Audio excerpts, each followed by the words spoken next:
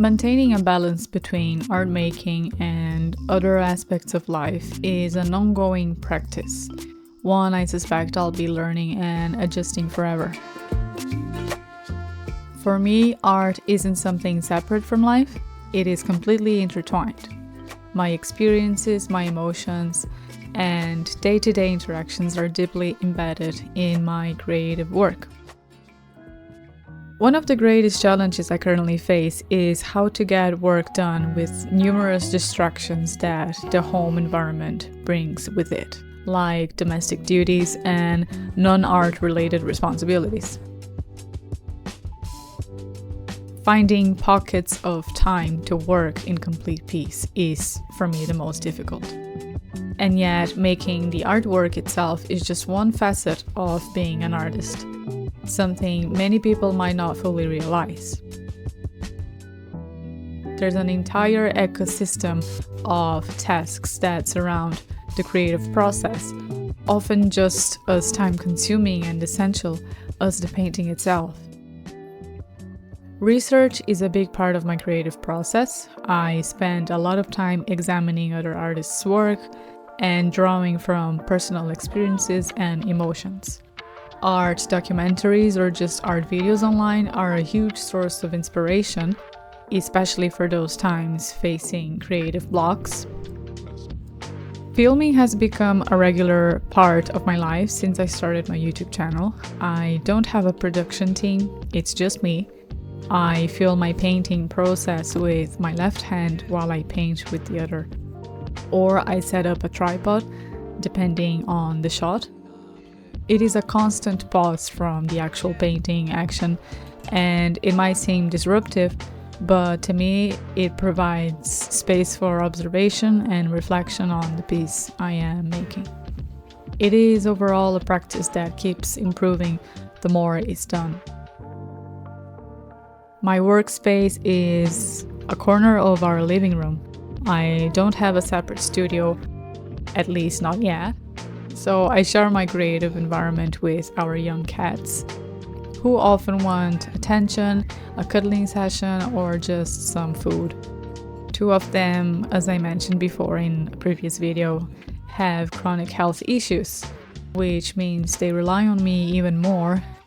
They're beautiful companions, but definitely part of the daily juggling act. Come chill with me. Mama's working. Mama's working. Mama's working. Photographing finished work is another demanding task. It involves in meticulous setup, like careful lighting, ensuring color accuracy, and editing the photos so they reflect the true essence of the painting. I use Adobe Lightroom to refine the images before transferring them to my tablet, where I'll often add a clean background for a more professional presentation. A couple years ago, I never imagined I'd be able to do any of this. Social media plays a vital role in sharing my work and connecting with a wider audience.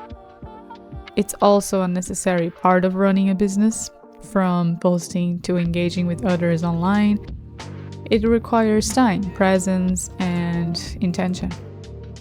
And last but not least, video editing is now part of my routine too.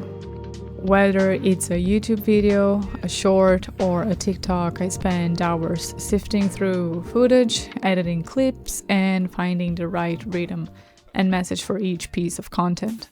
While I'm editing this video, I just want to share that I have Adolf, my cat, here sleeping on the sofa. But if I move ever so slightly in my chair, Did you take a quick nap? my cat will wake up thinking that it's time to go, it's time to Are eat. you ready to eat some papa? That, for example, is one of those moments that can be destructive to me as an artist trying to work from home and in my sitting room. Hey, papa. Papa. Mama, papa. This was just one moment of real life. At times, this balancing act can feel a lot, overwhelming even.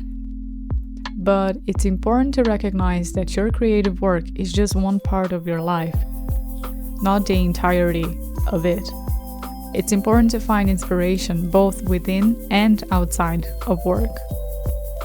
So, in times when I'm not working, I'm still working, but on the several house chores, like anyone else managing a household, from cleaning to cooking to doing the laundry, and the list goes on. What helps me is, I think, setting boundaries, prioritizing self-care is one of them as well, nurturing my relationships, and checking in with myself regularly. If I start feeling too overwhelmed, I pause and I ask myself, okay, so what's out of alignment? What needs adjusting? I also keep a journal where I write down tasks, deadlines, thoughts, and reflections. I think it gives me some sense of organization and loads of clarity.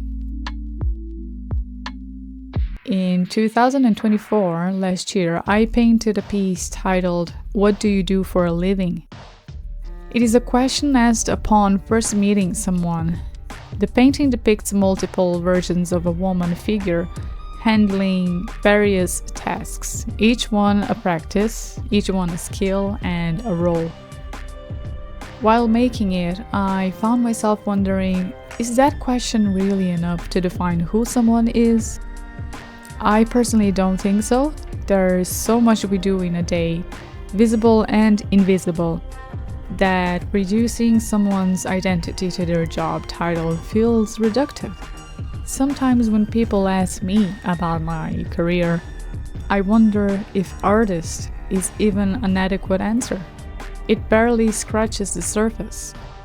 Many of us juggle multiple roles, whether to stay afloat financially or to nourish different parts of ourselves. Our lives are made up of a patchwork of activities, responsibilities, and passions. And somehow, in the midst of it all, we create, we keep going, and we keep making. I don't think there's a perfect formula for balancing life and art. It's messy, it's personal, and constantly shifting. But what I do know is that honoring the whole of our lives, the visible and the invisible work, is part of the creative journey.